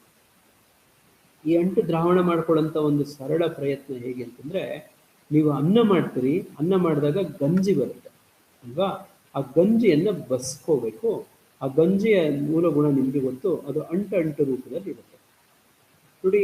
ಈ ಗಂಜಿಯನ್ನ ಸರಳವಾಗಿನೇ ಆ ಬೀಜಕ್ಕೆ ಮಿಶ್ರಣ ಬೆರೆಸಿ ಈ ಜೈವಿಕ ಗೊಬ್ಬರಗಳನ್ನ ಆ ಬೀಜದ ಮೇಲೆ ಉಪಚಾರ ಮಾಡಿದ್ರೆ ನೋಡಿ, ಆ ಜೈವಿಕ ಗೊಬ್ಬರಗಳು ಬೀಜಕ್ಕೆ ಅಂಟಿಕೊಳ್ತವೆ, ಮಿಶ್ರಣ ಆಗುತ್ತೆ. ಇದು ಇಲ್ಲಿ ಈ ಒಂದು ಪ್ರಯತ್ನದಲ್ಲಿ ನಾವೇನ್ ಮಾಡ್ಬೇಕಂದ್ರೆ ಕೈಗೆ ಒಂದು ಕೈ ಚೀಲವನ್ನು ಹಾಕೊಂಡ್ರೆ ಅತ್ಯುತ್ತಮ. ಇಲ್ಲದೇ ಇದ್ರೆ ನಾವು ನೇರವಾಗಿ ಕೈಯಲ್ಲಿ ಮುಟ್ಟದೇ ಇದ್ರೆ, ಯಾಕಂದ್ರೆ ಕೈಯಲ್ಲಿ ಕೂಡ ನಮಗೆ ಸೂಕ್ಷ್ಮಾಣು ಜೀವಿಗಳಿರ್ತವೆ ನೋಡಿ, ಅವುಗಳಿಗೆ ಸೋಂಕು ಆಗದೇ ಇರುವಂತ ಒಂದು ಪ್ರಯತ್ನ ನೋಡಿ. ಹಾಗಾಗಿ ಒಂದು ಕೈ ಚೀಲ ಹಾಕೊಂಡ್ರೆ ಉತ್ತಮ. ಇಲ್ಲ ಅಂತಂದ್ರೆ ಕೊನೆ ಪಕ್ಷ ಯಾವುದಾದ್ರೂ ಒಂದು ಒಳ್ಳೆ ಶುಚಿಯಾಗಿರುವಂತ ಒಂದು ಶುಭ್ರವಾಗಿರುವಂತ ಒಂದು ಪಾಲಿಥೀನ್ ಕವರ್ ಅನ್ನು ಕೂಡ ಹಾಕೋಬಹುದು. ಇಲ್ಲದೇ ಇದ್ರೆ ಒಂದು ಪಾತ್ರೆಯಲ್ಲಿ ನೋಡಿ, ಶುದ್ಧವಾದಂಥ ಒಂದು ಪಾತ್ರೆಯಲ್ಲಿ ಕೂಡ ಮಿಶ್ರಣ ಮಾಡುವಂಥ ಪ್ರಯತ್ನ ಮಾಡಬೇಕು. ಇದು ಗಂಜಿ ಒಂದಾದ್ರೆ, ಎರಡನೇದು ವಿಶೇಷವಾಗಿ ಬೆಲ್ಲದ ಪಾಕವನ್ನು ಕೂಡ ಇದಕ್ಕೆ ಒಂದು ಅಂಟು ದ್ರಾವಣವಾಗಿ ಮಾಡಬಹುದು ನೋಡಿ. ಇದು ಬೆಲ್ಲದ ಪಾಕ ಅಂತಂದ್ರೆ ನೀವು ದೀಪಾವಳಿ ಹಬ್ಬಕ್ಕೆ ಕಜ್ಜಾಯ ಮಾಡ್ತೀರಲ್ವಾ, ಅದಕ್ಕೆ ಆ ಬೆಲ್ಲದ ಪಾಕವನ್ನ ಮಾಡ್ತೀರಿ. ಆ ಸಂದರ್ಭದಲ್ಲಿ ಆ ಥರದ್ದನ್ನೇ ಒಂದು ನಿರ್ದಿಷ್ಟ ಪ್ರಮಾಣದ ನೀರಲ್ಲಿ ಒಂದು ನಿರ್ದಿಷ್ಟ ಪ್ರಮಾಣದ ಒಂದು ಬೆಲ್ಲವನ್ನು ಹಾಕಿದ್ರೆ ನಿಮಗೆ ಕಾಯಿಸಿದ್ರೆ ನಿಮಗೆ ಬೆಲ್ಲದ ಪಾಕ ಆಗ್ಬಿಡುತ್ತೆ. ಆ ಅಂಟು ದ್ರಾವಣವನ್ನು ಬೀಜಗಳಿಗೆ ಮಿಶ್ರಣ ಮಾಡಿ ಅದರ ಮೇಲೆ ಜೈವಿಕ ಗೊಬ್ಬರಗಳನ್ನು ಮಿಶ್ರಣ ಮಾಡುವಂಥದ್ದು. ಈಗ ಮಿಶ್ರಣ ಆದಮೇಲೆ ಇದು ಒಣಗಬೇಕು, ಆರಬೇಕು. ಇದಕ್ಕೆ ಒಂದು ಸುಮಾರು ಒಂದು 5-6 ಗಂಟೆಗಳು ನೆರಳಲ್ಲಿ ಇವುಗಳನ್ನು ನಾವು ಒಣಗಿಸ್ಬೇಕು. ನೀವು ಸಂಜೆ ಈ ಥರ ಮಿಶ್ರಣ ಮಾಡಿ ರಾತ್ರಿ ಒಣಗಿಸಿ ನೀವು ಬೆಳಗಿನ ಜಾವ ನೀವು ಅದನ್ನು ಬಿತ್ತನೆ ಮಾಡ್ತೀರಿ ಅಂದರೆ ಅತ್ಯುತ್ತಮ ನೋಡಿ. ಆ ಥರ ಮಾಡಿ ಇದು ಬೀಜೋಪಚಾರ ಇಷ್ಟೊತ್ತು ನಾವು ಚರ್ಚೆ ಮಾಡಿದ್ದು. ಇದೇ ಪ್ರಕಾರ ಕೆಲವೊಂದು ಜೈವಿಕ ಗೊಬ್ಬರಗಳನ್ನು ಕೆಲವೊಂದು ಬೆಳೆಗಳಿಗೆ ಬೇರಿಗೆ ಉಪಚಾರ ಮಾಡುವಂಥ ಒಂದು ಪ್ರಯತ್ನ ಆಗುತ್ತೆ. ಇದು ಯಾವ ಬೆಳೆಗಳಿಗೆ ಅಂತಂದ್ರೆ, ಯಾವ ಬೆಳೆಗಳಿಗೆನ್ನ ನಾವು ನಾಟಿ ಮಾಡ್ತೀವೋ, ಮಡಿಯಲ್ಲಿ ಬಿತ್ತನೆ ಮಾಡಿ ಒಂದು ಸುಮಾರು 15, 20, 25, 30 ದಿನಗಳ ನಂತರ ಆ ಮಡಿಯಿಂದ ನಮ್ಮ ಹೊಲದಲ್ಲಿ ಅಥವಾ ತೋಟದಲ್ಲಿ ಅಥವಾ ಗದ್ದೆಯಲ್ಲಿ ನೋಡಿ ನಾಟಿ ಮಾಡುವಂಥ ಬೆಳೆಗಳಿಗೆ ಬೇರಿನ ಉಪಚಾರ ಮಾಡುವಂಥ ಜೈವಿಕ ಗೊಬ್ಬರಗಳು ನೋಡಿ. ಇದು ಎರಡನೇ ವಿಧಾನ. ನಾವು ಯಾಕೆ ಅಲ್ಲೇ ಮಾಡಬೇಕು, ಬೇರಿಗೆ ಉಪಚಾರ ಮಾಡಬೇಕು ಅಂತಂದ್ರೆ, ಬೀಜಕ್ಕೆ ಯಾಕೆ ಮಾಡಬಾರ್ದು ಅಂದ್ರೆ, ನಾವು ಆ ಮಡಿಯಲ್ಲಿ ಸರಿಸುಮಾರು 15-20 ದಿನಗಳೇ ನಾವು ಅದರಲ್ಲಿ ಇಟ್ಟಾಗ ಅವುಗಳು ಆಗ್ತಾನೆ ಅವುಗಳ ಸ್ಥಾಪಿಸ್ಕೊಳ್ಳೋಕ್ಕೆ, ಎಸ್ಟಾಬ್ಲಿಷ್ ಆಗೋದಕ್ಕೆ, ಅವು ಆ ಒಂದು ಹೊಸ ವಾತಾವರಣಕ್ಕೆ ಒಗ್ಗಿಕೊಳ್ಳುವಂಥ ಒಂದು ಪ್ರಯತ್ನ ಮಾಡ್ತಿರ್ತಾರೆ. ಆ ಒಂದು ಪ್ರಯತ್ನದಲ್ಲಿ ನೋಡಿ ನಾವು ಆ ಬೇರುಗಳನ್ನು ಕಿತ್ತಾಗ ಏನಾಗುತ್ತೆ, ಅಲ್ಲಿ ಅವುಗಳಿಗೆ ಸ್ವಲ್ಪ ಸಮಸ್ಯೆ ಆಗುತ್ತೆ. ಆ ಸ್ಥಾಪಿಸ್ಕೊಳ್ಳೋಂಥ ಒಂದು ಪ್ರಯತ್ನಕ್ಕೆ ನಾವು ಅಡ್ಡಿ ಮಾಡಿದಂಗಾಗುತ್ತೆ. ಹಾಗಾಗಿ ಬೇರಿಗೆ ಉಪಚಾರ ಮಾಡಿದ್ರೆ, ಬೇರಿಗೆ ಉಪಚಾರ ಮಾಡುವಂಥ ಒಂದು ಪ್ರಯತ್ನ ಹೇಗೆ ಅಂತಂದ್ರೆ, ಯಾವುದೇ ಒಂದು ಬಟ್ಟಲು, ಒಂದು ಡ್ರಮ್ ಆಗ್ಬೋದು, ಒಂದು ಬಕೆಟ್ ಆಗ್ಬೋದು, ಅಥವಾ ಒಂದು ಟ್ರೇ ಆಗ್ಬೋದು, ಅಥವಾ ಒಂದು ತೊಟ್ಟಿ ಆಗ್ಬೋದು, ಎಲ್ಲಿ ನಿಮ್ಮ ಬೇರುಗಳನ್ನು ನೆನೆಸಿಡುವಷ್ಟು ಅಗಲ ವಿಸ್ತರಣೆಯ ನೋಡಿ ಈ ಥರದ್ದು ಒಂದು ತಗೊಂಡು ಅದರಲ್ಲಿ ಒಂದು ಸರಿಸುಮಾರು 20ರಿಂದ ಒಂದು 30 ಲೀಟರ್ಗೆ 1 kg ಜೈವಿಕ ಗೊಬ್ಬರಗಳನ್ನು ಮಿಶ್ರಣ ಮಾಡಿ ರಾಡಿ ಥರ ಮಾಡಿ ಆ ಬೇರುಗಳ ಭಾಗವನ್ನು, ಅದು ಒಂದು ಟೊಮ್ಯಾಟೊ ಬೆಳೆ ಆಗ್ಬೋದು, ಒಂದು ಬದನೆ ಬೆಳೆ ಆಗ್ಬೋದು, ಅಥವಾ ಒಂದು ಭತ್ತ ಆಗ್ಬೋದು, ಅಥವಾ ಯಾವುದೇ ಇತರೆ ನೀವು ನಾಟಿ ಮಾಡುವಂಥದ್ದು, ಅದನ್ನು ಒಂದು ಸುಮಾರು ಒಂದು 15ರಿಂದ 20 ನಿಮಿಷ ಈ ಬೇರುಗಳಲ್ಲಿ ಬಿಡಬೇಕು ನೋಡಿ. ಹಾಗೆ ಬಿಟ್ಟಾಗ ಈ ಜೈವಿಕ ಗೊಬ್ಬರ ಸೂಕ್ಷ್ಮಾಣು ಜೀವಿಗಳು ಬೇರಿಗೆ ಉಪಚಾರ ಆಗುತ್ತೆ. ಈ ನಂತರ ಈಗ ನೀವು ಹೊಲ ತೋಟದಲ್ಲಿ ನೀವು ನಾಟಿ ಮಾಡಿದ್ದಾದ್ರೆ ಇದು ತುಂಬ ಚೆನ್ನಾಗಿ ಕೆಲಸ ಮಾಡುತ್ತೆ ನೋಡಿ. ಇದು 2ನೆಯ ವಿಧಾನ ಜೈವಿಕ ಗೊಬ್ಬರಗಳನ್ನು ಬಳಸುವಂಥದ್ದು. 3ನೇದು ಏನು ಅಂತಂದ್ರೆ, ಈಗಾಗಲೇ ನಿಮ್ಮ ಬೆಳೆಗಳು ಈಗಾಗಲೇ ನಿಮ್ಮ ಹೊಲ ತೋಟದಲ್ಲಿ ಇದಾವೆ. ಉದಾಹರಣೆಗೆ ಒಂದು ಅಡಿಕೆ ಬೆಳೆ ಆಗ್ಬೋದು, ಒಂದು ಮಾವು ಆಗ್ಬೋದು, ಅಥವಾ ಬಾಳೆ ಆಗ್ಬೋದು, ಅಥವಾ ನೀವು ಒಂದು ರಾಗಿ ಹೊಲ ಅಥವಾ ಜೋಳದ ಹೊಲನೂ ಹಾಕ್ಬೋದು. ಈಗಾಗಲೇ ಇದೆ, ನಾವೇನು ಮಾಡಬೇಕು ಅಂತಂದರೆ, ಈಗ ಅದನ್ನು ಜೈವಿಕ ಗೊಬ್ಬರಗಳ ಉಪಚಾರ ಮಾಡೋದಂತಂದರೆ ನೀವು ಗೊಬ್ಬರದ ಜೊತೆಗೆ ಮಿಶ್ರಣ ಮಾಡ್ಬೋದು. ಅದು ಎರೆಹುಳೆ ಗೊಬ್ಬರ ಆಗ್ಬೋದು, ಅಥವಾ ತಿಪ್ಪೆ ಗೊಬ್ಬರ ಆಗ್ಬೋದು, ಚೆನ್ನಾಗಿ ಕೊಳೆತಿರೋಂಥ ಗೊಬ್ಬರ ನೋಡಿ. ಆ ಗೊಬ್ಬರಕ್ಕೆ ಉದಾಹರಣೆಗೆ ಒಂದು 100 kg ಗೊಬ್ಬರಕ್ಕೆ ಒಂದು 1 kg ಜೈವಿಕ ಗೊಬ್ಬರವನ್ನು ಮಿಶ್ರಣ ಮಾಡಿ ಆ ಬೇರಿನ ಭಾಗಕ್ಕೆ, ಎಲ್ಲಿ ಆ ಬೇರಿಂದ ಸೂಕ್ಷ್ಮಾಣು ಜೀವಿ ಆ ಪೋಷಕಾಂಶಗಳನ್ನು ಹೀರ್ಕೊಳ್ಳೋಂಥ ಒಂದು ಜಾಗದಲ್ಲಿ ನೋಡಿ ಅವುಗಳನ್ನು ಗೊಬ್ಬರದ ಮುಖಾಂತರ ಉಪಚಾರ ಮಾಡಬಹುದು. ಒಂದು ಎಚ್ಚರಿಕೆ ಏನಂತಂದ್ರೆ, ಆ ಗೊಬ್ಬರ ಹಾಕಿದ ನಂತರ ಅದರ ಮೇಲೆ ಮಣ್ಣು ಮುಚ್ಚಬೇಕು ನೋಡಿ. ಆಗ ಆ ಮಣ್ಣೊಳಗಡೆ ಬೆರಿಬೇಕು, ಆ ಬೇರಿನ ಭಾಗಕ್ಕೆ ಜೈವಿಕ ಗೊಬ್ಬರಗಳು ಉಪಚಾರ ಆಗ್ಬೇಕು. ಆ ರೀತಿ ಒಂದು ಪ್ರಯತ್ನ ಮಾಡಬೇಕು ನೋಡಿ. ಹಾಗೇನೆ ಈ ಜೈವಿಕ ಗೊಬ್ಬರಗಳು, ಇದು 3ನೇ ವಿಧಾನ. 4ನೇ ವಿಧಾನ, ತಾವು ಏನಾದರೂ ಹನಿ ನೀರಾವರಿ ಏನಾದರೂ ಬಳಸ್ತಾ ಇದ್ರೆ, ವಿಶೇಷವಾಗಿ ಈ ದ್ರವ ರೂಪದ ಜೈವಿಕ ಗೊಬ್ಬರಗಳು ಇತ್ತೀಚೆಗೆ ತುಂಬ ಪ್ರಸಿದ್ಧಿ ಆಗ್ತಿದ್ದಾವೆ. ದ್ರವ ರೂಪದ ಜೈವಿಕ ಗೊಬ್ಬರಗಳನ್ನು ಈ ಹನಿ ನೀರಾವರಿ, ತುಂತುರು ನೀರಾವರಿ ಮುಖಾಂತರನೂ ಕೂಡ, ಹನಿ ನೀರಾವರಿ ಮುಖಾಂತರ ಬೇರಿನ ಭಾಗಕ್ಕೆ ಹೋಗುವಂಗೆ ಕೊಡಬೇಕು. ಈ ಥರದ್ದು ಇದು 4 ಥರದ ರೀತಿಗಳನ್ನು ನಾನು ಈಗ ತಮ್ಮ ಜೊತೆ ಹಂಚಿಕೊಂಡೆ. ಯಾರಾದರೂ ಕಬ್ಬು ಬೆಳೀತಾರೆ, ಆಲೂಗಡ್ಡೆ ಬೆಳೀತಾರೆ ಅಂತಂದರೆ, ಅದೇ ಈ ಆಲೂಗಡ್ಡೆ ಮತ್ತು ಆ ಗೆಣ್ಣೆಗಳು, ಗಡ್ಡೆಗಳೇನಿರ್ತವೆ ಅದಕ್ಕೂ ಕೂಡ ಬೇರೆ ಉಪಚಾರ ಹೇಗೆ ಮಾಡ್ತೀರೋ ಅದೇ ಥರ ಕೂಡ ಮಾಡ್ಬೋದು. ಇವೆಲ್ಲವೂ ಉಪಚಾರ ಮಾಡುವಂಥ ಜೈವಿಕ ಗೊಬ್ಬರಗಳನ್ನು ಉಪಚಾರ ಮಾಡುವಂಥ ರೀತಿಗಳಾದರೆ, ಇಲ್ಲೊಂದು ಕೆಲವು ಮುಖ್ಯವಾದಂಥ ಮುನ್ನೆಚ್ಚರಿಕೆ ಕ್ರಮಗಳನ್ನು ಕೂಡ ನಾವು ತಗೋಬೇಕು. ಏನು ಮುನ್ನೆಚ್ಚರಿಕೆ ಕ್ರಮಗಳು ಅಂತಂದರೆ ನೋಡಿ, ಈ ರಾಸಾಯನಿಕ ಪೀಡೆನಾಶಕಗಳು ಅಥವಾ ಈ ಶಿಲೀಂಧ್ರನಾಶಕಗಳು ಅಥವಾ ಈ ರಾಸಾಯನಿಕ ಗೊಬ್ಬರಗಳು, ಇವುಗಳ ಜೊತೆಗೆ ಈ ಜೈವಿಕ ಗೊಬ್ಬರಗಳನ್ನು ಮಿಶ್ರಣ ಮಾಡಿ ಬೆಳೆಗಳಿಗೆ ಉಪಚಾರ ಮಾಡಬಾರ್ದು. ಯಾಕೆಂತಂದರೆ ಈ ಜೈವಿಕ ಗೊಬ್ಬರ ಅಂತಂದರೆ ಅದರೊಳಗಡೆ ಇರುವಂಥದ್ದು ಸೂಕ್ಷ್ಮಾಣು ಜೀವಿಗಳು. ಅವು ಕೂಡ ನಿಮ್ಮಂಗೆನೇ ನೋಡಿ, ಅವಗೂ ಕೂಡ ಜೀವ ಇರುತ್ತೆ. ಈ ರಾಸಾಯನಿಕಗಳು ಆ ಕೋಶಗಳನ್ನು, ಆ ಜೀವಿಗಳನ್ನು ಕೊಲ್ತವೆ. ಹಾಗಾಗಿ ಅದು ನಮಗೆ ಸರಿಯಾಗಿ ಕೆಲಸ ಮಾಡೋಕ್ಕಾಗೋದಿಲ್ಲ, ಅವುಗಳು ಸಹಾಯ ಮಾಡೋಕ್ಕಾಗೋದಿಲ್ಲ. ಹಂಗಾಗಿ ಅವುಗಳ ಸಂಖ್ಯೆ ಕಡಿಮೆ ಆಗೋ ಸಾಧ್ಯತೆ ಇರುತ್ತೆ. ಹಾಗಾಗಿ ಯಾರೇ ರೈತರು ರಾಸಾಯನಿಕ ಗೊಬ್ಬರಗಳ ಜೊತೆಗೆ ಅಥವಾ ಇತರ ರಾಸಾಯನಿಕ ಪೀಡೆನಾಶಕಗಳ, ಕಳೆನಾಶಕಗಳ ಜೊತೆಗೆ ಮಿಶ್ರಣ ಮಾಡಬಾರ್ದು. ಕೊನೆ ಪಕ್ಷ ನಾವು ಮಾಡಲೇಬೇಕು ಅನ್ನೋವಂಥ ಸಂದರ್ಭದಲ್ಲಿ ಏನು ಮಾಡ್ಬೋದು ಅಂದರೆ, ಕೊನೆಯ ಪಕ್ಷ ಒಂದು ವಾರ 10, 12, 15 ದಿನಗಳ ಒಂದು ಅಂತರನಾದರೂ ಕೊಡಬೇಕು. ಅವಾಗ ಈ ಜೈವಿಕ ಗೊಬ್ಬರಗಳು ಹೆಚ್ಚಾಗಿ ಸ್ಥಾಪಿಸ್ಕೊಳ್ತವೆ ಮಣ್ಣಲ್ಲಿ ನೋಡಿ. ಈ ಜೈವಿಕ ಗೊಬ್ಬರಗಳನ್ನು ನಾವು ಮಣ್ಣಿಗೆ ಸೇರಿಸಿದ್ರೆ ಅಷ್ಟೇ ಸಾಕಾಗೋದಿಲ್ಲ, ಅವುಗಳಿಗೆ ಆಹಾರ ಕೂಡ ಕೊಡಬೇಕು. ಈ ಆಹಾರ ಹೇಗೆ ಅಂತಂದರೆ, ನೀವು ಬಳಸುವಂಥ ತಿಪ್ಪೆ ಗೊಬ್ಬರ, ಎರೆಹುಳು ಗೊಬ್ಬರ ಅಥವಾ ಯಾವುದೇ ಸಾವಯವ ಚೆನ್ನಾಗಿ ಕೊಳ್ತಿರುವಂಥ ಗೊಬ್ಬರಗಳನ್ನು ಮಣ್ಣಿಗೆ ನೀವು ನಿರ್ದಿಷ್ಟ ಕಾಲ ಕ್ರಮದಲ್ಲಿ ಕೊಡ್ತಾನೆ ಬರಬೇಕು. ಆವಾಗಲೇ ಜೈವಿಕ ಗೊಬ್ಬರಗಳು ನಮಗೆ ಕೆಲಸ ಮಾಡುತ್ತದೆ. ನೀವು ಬರೀ ಜೈವಿಕ ಗೊಬ್ಬರಗಳನ್ನು ಮಣ್ಣಿಗೆ ಕೊಟ್ಟಿದ್ದೇ ಆದರೆ ಅವುಗಳು ನಮಗೆ ಕೆಲಸ ಮಾಡೋದಕ್ಕೆ ಅವುಗಳು ಕೂಡ ಆಹಾರ ಬೇಕು. ಹಾಗಾಗಿ ನಾವು ಈ ಎಚ್ಚರಿಕೆಯನ್ನು ಕೂಡ ತಗೋಬೇಕು. ಸಾಕಷ್ಟು ಪ್ರಮಾಣದಲ್ಲಿ ನಮ್ಮ ಮಣ್ಣಿನಲ್ಲಿ ಸಾವಯವ ಅಂಶ ಇರಬೇಕು. 3ನೇದೇನೆಂದರೆ, ನಾನು ಆವಾಗಲೇ ಹೇಳಿದಂಗೆ ನಿರ್ದಿಷ್ಟ ಬೆಳೆಗೆ ನಿರ್ದಿಷ್ಟ ಜೈವಿಕ ಗೊಬ್ಬರಗಳಂತ ಇರ್ತವೆ, ಅವುಗಳನ್ನು ಕೇಳಿ ತಗೋಬೇಕು.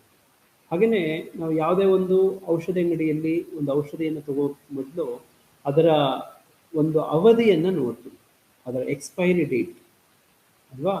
ಈ ಎಕ್ಸ್ಪೈರಿ ಡೇಟ್ ಇವುಗಳಲ್ಲೂ ಕೂಡ ನಮಗೆ ಮುಖ್ಯ ಆಗುತ್ತೆ. ಈ ಸಾಮಾನ್ಯವಾಗಿ 6 ತಿಂಗಳ ಒಳಗಡೆ ಜೈವಿಕ ಗೊಬ್ಬರಗಳನ್ನು ಬಳಸಬೇಕು. ಅದರ ನಂತರ ಜೈವಿಕ ಗೊಬ್ಬರಗಳ ಸೂಕ್ಷ್ಮಾಣು ಜೀವಿಗಳ ಸಂಖ್ಯೆ ಕಡಿಮೆ ಆಗ್ತಾ ಬರುತ್ತೆ. ಹಾಗಾಗಿ ಯಾವುದೇ ಜೈವಿಕ ಗೊಬ್ಬರಗಳನ್ನು 6 ತಿಂಗಳ ಒಳಗಡೆ ಅಂದರೆ ಎಕ್ಸ್ಪೈರಿ ಡೇಟ್ ಆ ಒಳಗಡೆ ಬಳಸುವಂಥದ್ದು ಬಹಳ ಮುಖ್ಯ. ಹಾಗೆಯೇ ಜೈವಿಕ ಗೊಬ್ಬರಗಳನ್ನು ನಾವು ತಂದಾಗ ಆ ಸಾಗಾಟ ಪ್ರಯತ್ನದಲ್ಲಿ ಬಿಸಿಲಿಗೆ ಅಥವಾ ಇತರೆ ಈ ವಾತಾವರಣದ ತೀಕ್ಷ್ಣತೆಗಳೇನಿದ್ದಾವೆ, ಒಂದು ಮಳೆ ಆಗಲಿ ಬಿಸಿಲಾಗಲಿ ಈ ಥರದಕ್ಕೆ ಅವು ಅದರಿಂದ ಕಾಪಾಡ್ಕೋಬೇಕು. ಹಾಗೆಯೇ ಶೇಖರಣೆ ಮಾಡುವಂಥ ಒಂದು ಸ್ಥಳನೂ ಕೂಡ ಬಹಳ ತಂಪಾಗಿ ಇರುವಂಥ ಒಂದು ಪ್ರದೇಶ ಆಗಬೇಕು. ಹಾಗೆಯೇ ನಾವು ಸಾಮಾನ್ಯವಾಗಿ ಜೈವಿಕ ಗೊಬ್ಬರಗಳನ್ನು ಏನು ಮಾಡ್ತೀವಿ ಅಂದರೆ, ನಾವು ತಂದು ನಮ್ಮ ಪಂಪ್ ಹೌಸಲ್ಲಿ ಇಟ್ಬಿಡ್ತೀವಿ ಅಥವಾ ನಾವು ಒಂದು ಶೇಖರಣಾ ಆಗಾರದಲ್ಲಿ ಇಟ್ಬಿಡ್ತೀವಿ, ಒಂದು ಸ್ಟೋರ್ ಹೌಸ್ನಲ್ಲಿ ಇಟ್ಬಿಡ್ತೀವಿ. ಅಲ್ಲಿ ಏನೇನು ಇಟ್ಟಿರ್ತೀವಿ ಅಂತಂದರೆ ರಾಸಾಯನಿಕ ಗೊಬ್ಬರಗಳು ಇಟ್ಟಿರ್ತೀವಿ, ರಾಸಾಯನಿಕ ಕೀಟನಾಶಕಗಳು ಇಟ್ಟಿರ್ತೀವಿ, ಶಿಲೀಂಧ್ರನಾಶಕಗಳು ಇಟ್ಟಿರ್ತೀವಿ, ಕಳೆನಾಶಕಗಳು ಎಲ್ಲ ಒಂದು ಜೊತೆಗೆ ಇಟ್ಬಿಡ್ತೀವಿ. ಇದು ಕೂಡ ಆ ಜೈವಿಕ ಗೊಬ್ಬರಗಳ ಸಂಖ್ಯೆಯನ್ನು ಕಡಿಮೆ ಮಾಡೋದಕ್ಕೆ ಒಂದು ಕಾರಣ ಆಗುತ್ತೆ. ಹಾಗಾಗಿ ಇದು ಕೂಡ ನಾವು ಮುನ್ನೆಚ್ಚರಿಕೆ ತಗೋಬೇಕು. ನಾವು ಶೇಖರಣೆ ಮಾಡುವಂಥ ಸ್ಥಳನೂ ಕೂಡ ಬಹಳ ಮುಖ್ಯ. ನೋಡಿ, ಇವೆಲ್ಲವನ್ನ ನಾವು ಪಾಲನೆ ಮಾಡಿದ್ದೇ ಆದರೆ, ಹಾಗೆಯೇ ಅವುಗಳಲ್ಲಿ ನಾವು ನಿರ್ದಿಷ್ಟ ಒಂದು ಅಧಿಕೃತ ಸಂಸ್ಥೆಯಿಂದ ತಗೊಂಡ್ರೆ ಉತ್ತಮ. ಇವತ್ತು ಬಹಳಷ್ಟು ಕಲಬೆರಕೆಗಳಾಗಲಿ ಅಥವಾ ಕೆಳ ಗುಣಮಟ್ಟದ ಉತ್ತಮ ಗುಣಮಟ್ಟದ ಅಲ್ಲದೆ ಇರುವಂಥ ಜೈವಿಕ ಗೊಬ್ಬರಗಳು ಇವತ್ತು ಮಾರುಕಟ್ಟೆಯಲ್ಲಿದ್ದಾವೆ. ನಾವು ಅವುಗಳ ಬಗ್ಗೆ ಕೂಡ ಎಚ್ಚರಿಕೆ ಇರಬೇಕು. ಅಧಿಕೃತ ಸಂಘ ಸಂಸ್ಥೆ ಅಥವಾ ವಿಶ್ವವಿದ್ಯಾಲಯಗಳು, ಕೃಷಿ ವಿಜ್ಞಾನ ಕೇಂದ್ರಗಳು ಈ ರೀತಿಯಾದಂಥ ಅಧಿಕೃತವಾದಂಥವರಿಂದ ತಗೊಳ್ಳುವಂಥದ್ದು ಕೂಡ ಬಹಳ ಮುಖ್ಯ ಆಗುತ್ತೆ. ಹೀಗೆ ಜೈವಿಕ ಗೊಬ್ಬರಗಳ ಎಲ್ಲ ಮುನ್ನೆಚ್ಚರಿಕೆ ತಗೊಳ್ಳುವಂಥದ್ದಾದರೆ ನಮಗೆ ಪೂರ್ಣ ಲಾಭ ಈ ಜೈವಿಕ ಗೊಬ್ಬರಗಳಿಂದ ಸಿಗುತ್ತೆ. ತಾವು ಯಾರಿಗಾದ್ರೂ ಏನಾದರೂ ಪ್ರಶ್ನೆ ಇದ್ದರೆ ಚಾಟ್ ಮೆಸೇಜಲ್ಲಿ ತಾವು ಹಾಕ್ಬೋದು. ಅದಕ್ಕೆ ನಾನು ಮೆಸೇಜನ್ನು ಓದಿ ನಾನು ಹೇಳುವಂಥ ಒಂದು ಪ್ರಯತ್ನ ಮಾಡ್ತೇನೆ. ಈ ರೀತಿಯಾದಂಥ ಒಂದು ಪ್ರಯತ್ನ ಮಾಡ್ತೀವಿ. ಈಗ ಈ ಜೈವಿಕ ಗೊಬ್ಬರಗಳಲ್ಲಿ ಇಷ್ಟಲ್ಲದೆ ಇನ್ನೊಂದು ಕೆಲವು ಜೈವಿಕ ಗೊಬ್ಬರಗಳು ಕೂಡ ಇದ್ದಾವೆ. ಅದನ್ನ ಆ ರೈತ ತಾನೇ ಉತ್ಪನ್ನ ಮಾಡ್ಕೊಳ್ಳುವಂಥ ಒಂದು ಜೈವಿಕ ಗೊಬ್ಬರಗಳು ಕೂಡ ಕೆಲವಿದೆ. ಉದಾಹರಣೆಗೆ ಮೈಕೋರೈಜಾ.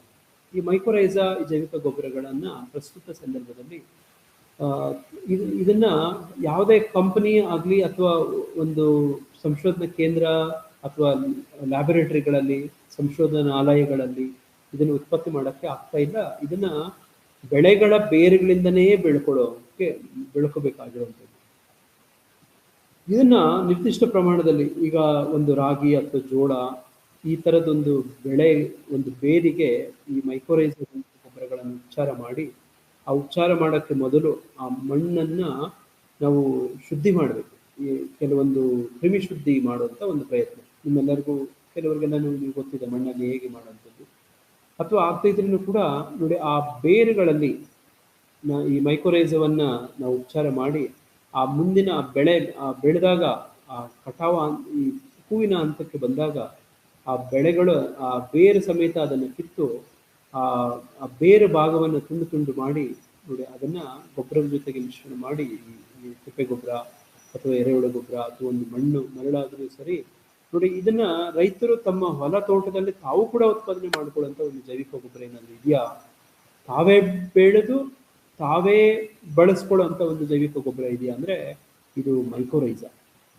ನೋಡಿ, ಹೀಗೆ ಜೈವಿಕ ಗೊಬ್ಬರಗಳನ್ನು ಕೆಲವನ್ನ ತಾವೇ ಬೆಳ್ಕೋಬಹುದು. ಅದಲ್ಲದೆ ಅಜೋಲಾ ಅಂತ ಒಂದು ಜೈವಿಕ ಗೊಬ್ಬರ ಇದೆ. ನೀವು ನೋಡಿರ್ತೀರಿ, ಇದೊಂದು ಜರಿ ಸಸ್ಯ ನೀರ ಮೇಲೆ ತೇಲ್ತಾ ಇರುತ್ತೆ. ವಿಶೇಷವಾಗಿ ಭತ್ತದ ಗದ್ದೆಗಳಲ್ಲಿ ಇದನ್ನು ನೀವು ಯಥೇಚ್ಛವಾಗಿ ಸಹಜವಾಗಿಯೇ ಕಾಣ್ತೀರಿ.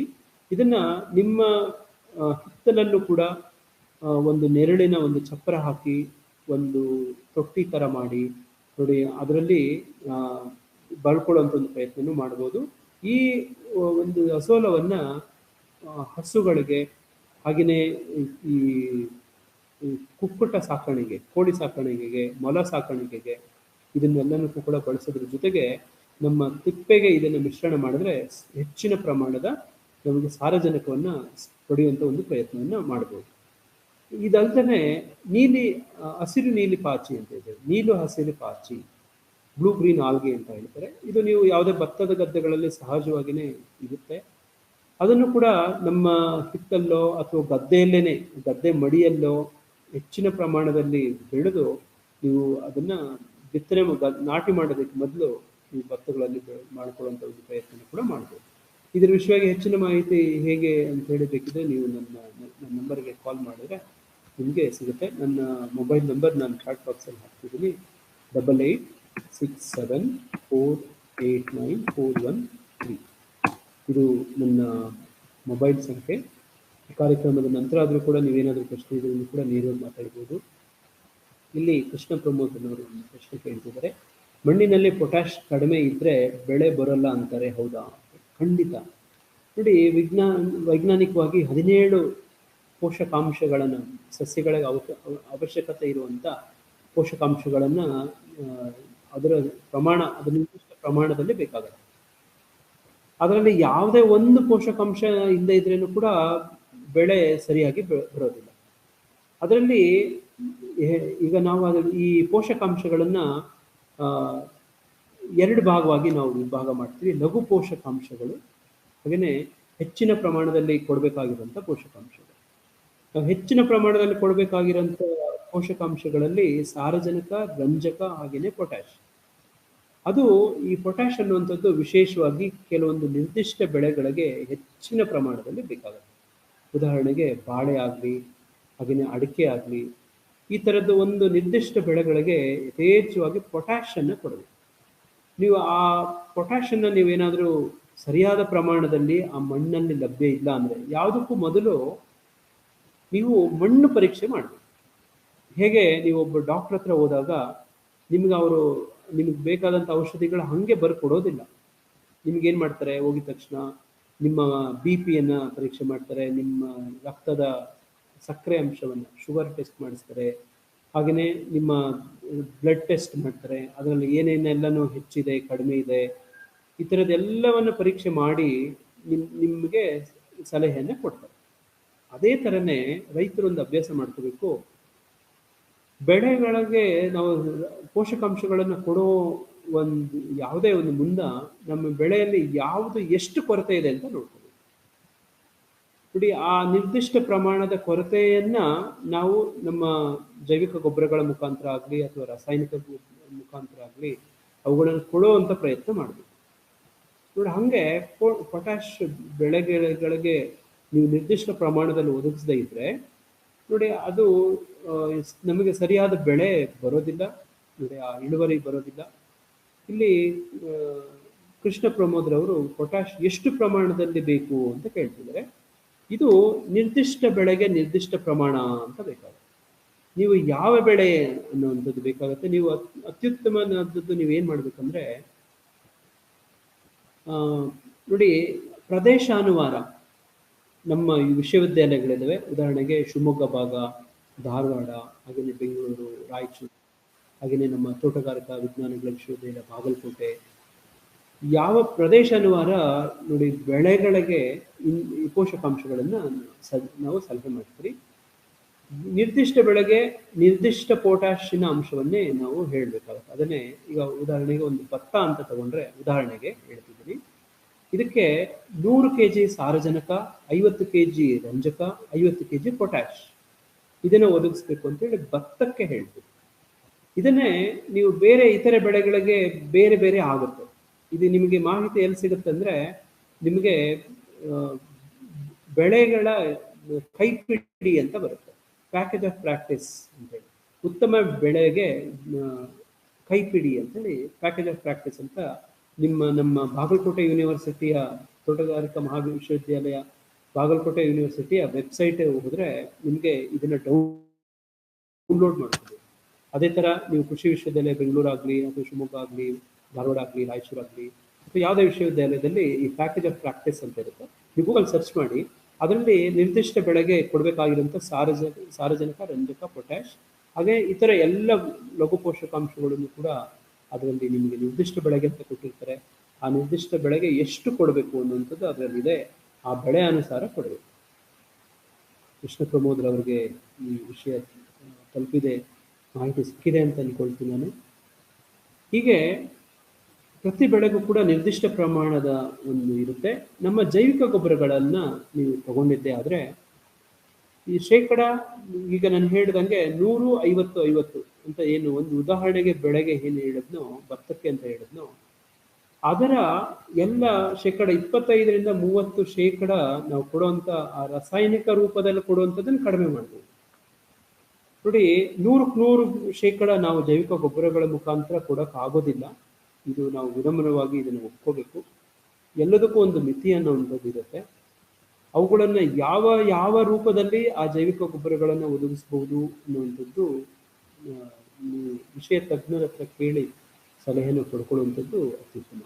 ಅದಕ್ಕೆ ನಾನು ಈಗ ಮೊದಲನೇದಾಗಿ ಆ ಮಣ್ಣಿನ ಪರೀಕ್ಷೆ ಆಗಬೇಕು.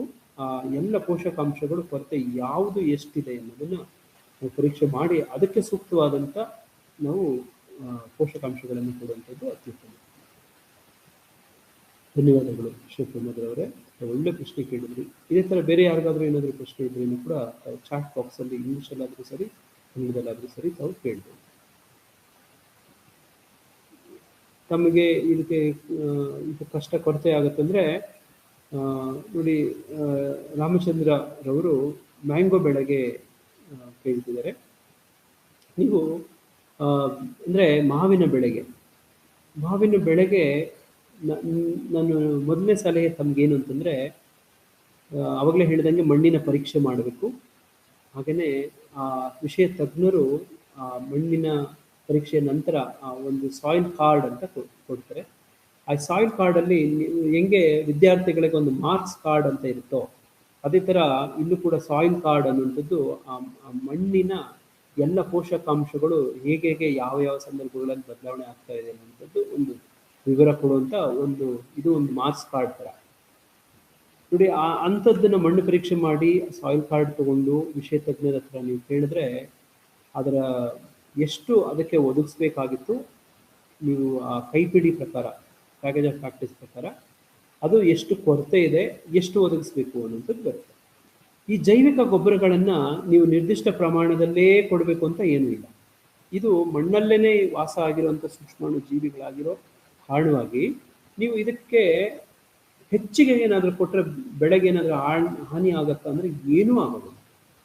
ಯಾಕೆಂದರೆ ಇದು ಕೆರೆಯ ನೀರನ್ನು ಕೆರೆಗೆ ಚೆಲ್ಲಿ ವರವ ಪಡೆದವರಂತೆ ಕಾಣಿದೆ ಅಂತಾರೆ. ಮಣ್ಣಲ್ಲಿರುವಂಥ ಉಪಕಾರಿ ಸೂಕ್ಷ್ಮಾಣು ಜೀವಿಗಳನ್ನು ನಾವು ಆಯ್ಕೆ ಮಾಡಿಕೊಂಡು ಅವುಗಳ ಸಂತಾನೋತ್ಪತ್ತಿಯನ್ನು ಮಾಡಿ ಹೆಚ್ಚಿನ ಪ್ರಮಾಣದಲ್ಲಿ ಅದೇ ಮಣ್ಣಿಗೆ ಸೇರಿಸುವಂಥ ಪ್ರಯತ್ನ. ಇದರಲ್ಲಿ ನೋಡಿ, ಈಗ ಹೇಳ್ದಂಗೆ ನೀವು 1 kg ಹಾಕೋ ಬದಲು, ಇಲ್ಲ ನಾನು ಇದು 2 kg ಹಾಕ್ತೀನಿ ಅಂತಂದರೆ ನೀವು ಹಾಕ್ಬೋದು, ಧಾರಾಳವಾಗಿ ಹಾಕ್ಬೋದು. ನೀವು ಇದರಿಂದ ಬೆಳೆಗೆ ಏನಾದರೂ ಹಾನಿ ಆಗತ್ತಂದರೆ ಏನೂ ಆಗೋದಿಲ್ಲ. ನೋಡಿ, ಈ ಥರ ನೀವು ವಿಷಯ ಮುಖ್ಯವಾಗಿ ಯಾವುದೇ ಒಂದು, ಅದು ಮಾವು ಆಗ್ಬೋದು ಅಥವಾ ಈ ಥರ ಯಾವುದೇ ಒಂದು ಬೆಳೆ ಆಗ್ಬೋದು, ಯಾವ್ಯಾವ ಬೆಳೆ ಬೆಳೀತಿದ್ರು ಆಯಾ ಬೆಳೆಗಳು ನಾವು ಹೆಚ್ಚಿನ ಪ್ರಮಾಣದಲ್ಲಿ ಗೊಬ್ಬರದ ಜೊತೆಗೆ ಸೂಕ್ಷ್ಮಾಣು ಜೀವಿಗಳನ್ನು ಸೇರಿಸ್ತಾ ವರ್ಷ ಹೋದರೆ ಮುಂದಿನ 1 ವರ್ಷ 2 ವರ್ಷ 3 ವರ್ಷ 4 ವರ್ಷ ಇದೇ ರೀತಿ ನೀವು ಜೈವಿಕ ಗೊಬ್ಬರಗಳನ್ನು ನಮ್ಮ ಮಣ್ಣಿಗೆ ಗೊಬ್ಬರದ ಜೊತೆಗೆ, ಸಾವಯವ ಗೊಬ್ಬರದ ಜೊತೆಗೆ ಕೊಡ್ತಾ ಹೋದರೆ ನಿಮಗೆ ಸೂಕ್ಷ್ಮಾಣು ಜೈವಿಕ ಗೊಬ್ಬರಗಳನ್ನು ಮುಂದಿನ ದಿನಗಳಲ್ಲಿ ನೀವು ಕೊಡಲೇಬೇಕಾಗಿಲ್ಲ. ಯಾಕೆ ಅಂತಂದರೆ ನೀವು ಅದಕ್ಕೆ ಕೊಡಬೇಕಾಗಿರೋ ಆಹಾರ ಕೊಟ್ಟಿದ್ದೀರಿ, ಅದಕ್ಕೆ ಬೇಕಾಗಿರುವಂಥ ಬಿತ್ತನೆಯನ್ನು ಮಾಡಿದ್ದೀರಿ, ಬೇಕಾಗಿರುವಂಥ ಸೂಕ್ಷ್ಮಾಣು ಜೀವಿಗಳ ಒಂದು ವಾತಾವರಣವನ್ನು, ಒಂದು ಒಳ್ಳೆಯ ವಾತಾವರಣವನ್ನು ಕಲ್ಪಿಸ್ಕೊಟ್ಟಿದ್ದೀರಿ. ನೀವು ಬೀಜ ಬಿತ್ತನೆ ಉಪಚಾರವನ್ನು ಮಾಡಿದ್ದೀರಿ, ಜೈವಿಕ ಗೊಬ್ಬರಗಳ ಉಪಚಾರ ಮಾಡಿದ್ದೀರಿ. 1 ವರ್ಷ 2 ವರ್ಷ 3 ವರ್ಷ ಮಾಡ್ತಾ ಹೋದರೆ ಮುಂದಿನ ವರ್ಷಗಳಲ್ಲಿ ತಾವೇ ಸಂತಾನೋತ್ಪತ್ತಿಗಳನ್ನು ಮಾಡ್ಕೊಳ್ತೇವೆ, ನಿಮಗೋಸ್ಕರ ಕೆಲಸ ಮಾಡ್ತೇವೆ. ಇದು ಜೈವಿಕ ಗೊಬ್ಬರಗಳ ಒಂದು ವಿಶೇಷ. ಇದನ್ನು ಇತರೆ ರಾಸಾಯನಿಕ ಗೊಬ್ಬರಗಳಲ್ಲಿ ಈ ರೀತಿ ಹೇಳೋಕ್ಕಾಗೋದಿಲ್ಲ. ನೀವು ಈ ವರ್ಷ ನೀವೇನಾದರೂ 50 kg ಬಳಸಿದ್ದೆ ಆದರೆ ಮುಂದಿನ ವರ್ಷ ನೀವು 60 ಬಳಸಬೇಕಾಗತ್ತೆ, ಮುಂದಿನ ವರ್ಷ 70 ಆಗುತ್ತೆ, ಮುಂದಿನ ವರ್ಷ 80 ಆಗುತ್ತೆ, ಅದರ ಮುಂದಿನ ವರ್ಷ 90 ಆಗುತ್ತೆ, 100 ಆಗುತ್ತೆ, ಮಣ್ಣು ಹಾಳಾಗುತ್ತೆ. ಇದು ಜೈವಿಕ ಗೊಬ್ಬರಗಳು ಅಂತಂದರೆ ಈ ರೀತಿ ಆಗೋದಿಲ್ಲ. ಹಾಗಾಗಿ ಈ ವಿಷಯ ಬಹಳ ಮುಖ್ಯ. ಇದಲ್ಲದೆ ಬೇರೆ ಯಾರಿಗಾದ್ರೂ ಏನಾದರೂ ಪ್ರಶ್ನೆ ಇದ್ದರೆ ದಯವಿಟ್ಟು ನೀವು ಚಾಟ್ ಬಾಕ್ಸಲ್ಲಿ ಹಾಕ್ಬೋದು. ಇಲ್ಲೇ ಇದ್ದರೆ ತಾವು ನಾನು ಇಲ್ಲಿ ಹಂಚ್ಕೊಂಡಿರೋಂಥ ನಂಬರ್ಗೆ ಕಾಲ್ ಮಾಡಿ ಕೂಡ ಕಾರ್ಯಕ್ರಮದ ನಂತರಕ್ಕೆ ನೀವು ಕಾಲ್ ಮಾಡಿ ಚರ್ಚಿಸಬಹುದು.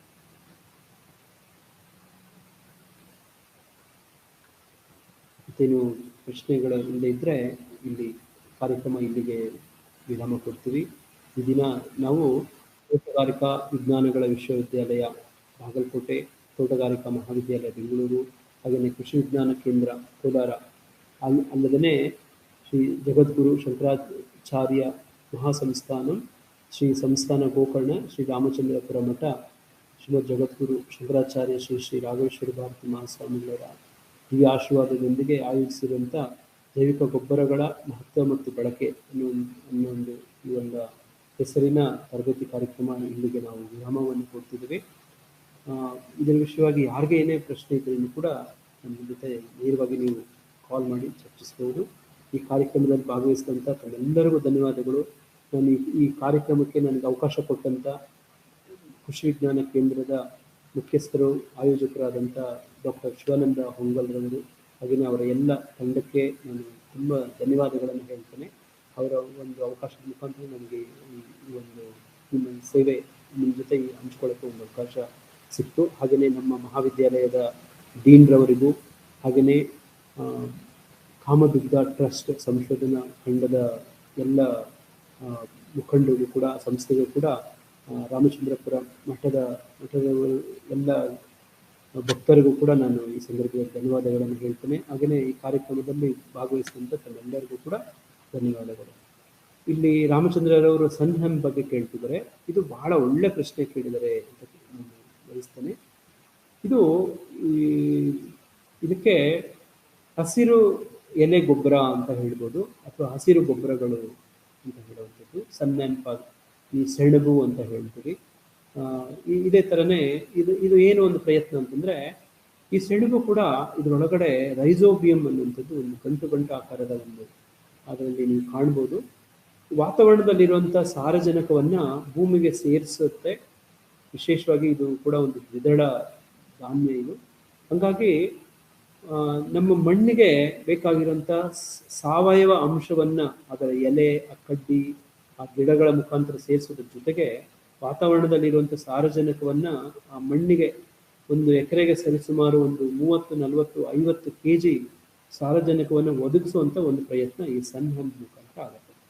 ಈ ಸೆಣಬು ನೋಡಿ, ಇದರಲ್ಲೂ ಕೂಡ ಜೈವಿಕ ಗೊಬ್ಬರಗಳೇ ನೈಸರ್ಗಿಕವಾಗಿ ಕೆಲಸ ಮಾಡ್ತವೆ ನೋಡಿ. ಹಂಗೆ ಈ ಸನ್ಹೆಂಪ್ ಇದನ್ನು ನಾವು ಬೀಜಗಳನ್ನು ಬಿತ್ತನೆ ಮಾಡಿ ಅದು ಹೂವಿನ ಹಂತಕ್ಕೆ ಬಂದ ಒಂದು ಸಂದರ್ಭದಲ್ಲಿ ಈ ಟ್ರ್ಯಾಕ್ಟರ್ ಮುಖಾಂತರ ನಾವು, ಅಥವಾ ನೇಗಿಲ ಮುಖಾಂತರ ನೋಡಿ, ಮೊದಲು ಅದನ್ನೆಲ್ಲ ಕತ್ತರಿಸಿ ಅದನ್ನು ಉಳುಮೆ ಮಾಡಿಬಿಟ್ರೆ, ಮಣ್ಣಿಗೆ ಸೇರಿಸುವಂಥ ಒಂದು ಪ್ರಯತ್ನ ಮಾಡಿದ್ರೆ, ಇದ್ರ ಮುಖಾಂತರ ನಾವು ಹತ್ತತ್ರ ಒಂದು 50 kg ಹೆಚ್ಚಿನ ಪ್ರಮಾಣದಲ್ಲಿ ಸಾರಜನಕವನ್ನು ನಾವು ಒದಗಿಸುವಂಥ ಪ್ರಯತ್ನ ಮಾಡ್ಬೋದು. ಅದೇ ರೀತಿ ಸಾವಯವ ಅಂಶವನ್ನು ಕೂಡ ಮಣ್ಣಿಗೆ ಸೇರಿಸುವಂಥ ಒಂದು ಪ್ರಯತ್ನ ಇದು ಸೆಣಬು ಮುಖಾಂತರ ನಾವು ಒದಗಿಸ್ತೀವಿ. ಇಲ್ಲಿ ಶ್ರೀಮಾನ್ ರಾಮಚಂದ್ರ ಅವರು ಒಂದು ಒಳ್ಳೆ ಪ್ರಶ್ನೆ ಕೇಳಿದ್ರು, ತುಂಬ ಧನ್ಯವಾದ. ಬೇರೆ ಏನು ಪ್ರಶ್ನೆ ಇಲ್ಲದೆ ಇದ್ದರೆ ಈ ಕಾರ್ಯಕ್ರಮದಲ್ಲಿ ಭಾಗವಹಿಸಿದಂಥ ಎಲ್ಲರಿಗೂ ತುಂಬ ಹೃದಯದ ಧನ್ಯವಾದಗಳು. ನಿಮ್ಮ ಎಲ್ಲ 3 ಸಂಸ್ಥೆಗಳ ಪರವಾಗಿ ಎಲ್ಲರಿಗೂ ಸರ್ವೇ ಜನಃ ಸುಖಿನೋ ಭವಂತು. ಇಲ್ಲಿಗೆ ಕಾರ್ಯಕ್ರಮವನ್ನು ವಿರಾಮ ಕೊಡ್ತಿದ್ದೀವಿ. ಧನ್ಯವಾದಗಳು.